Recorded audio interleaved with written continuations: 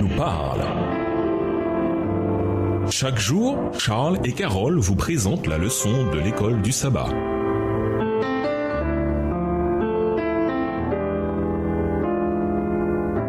Bienvenue dans votre émission Dieu nous parle. Voilà la leçon 3, un sacerdoce royal.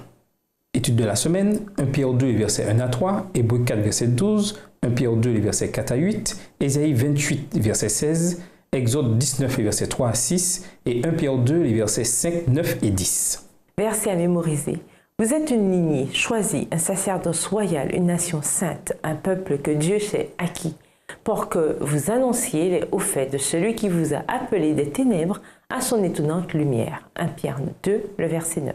Immergé comme il était dans la culture juive, la religion et l'histoire, Pierre qualifie les chrétiens auxquels il écrit de nation sainte, un peuple que Dieu s'est acquis.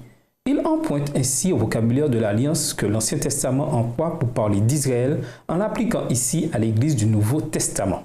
Rien d'étonnant à cela, les païens qui croyaient en Jésus ont été greffés au peuple de Dieu.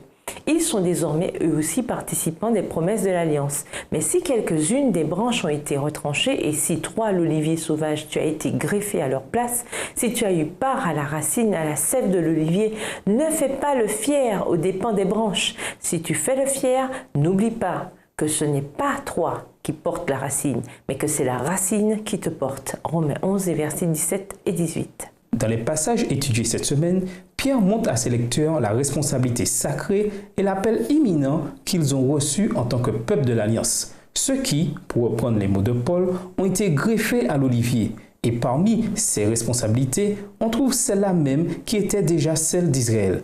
Proclamer la grande vérité du salut offert dans le Seigneur. Et nous vous laissons avec la pensée du jour. Dieu nous appelle en tant que peuple choisi à aller dans le monde entier et à proclamer l'Évangile. Au revoir. Et à demain si je veux. Dieu nous parle. Chaque jour, Charles et Carole vous présentent la leçon de l'école du sabbat.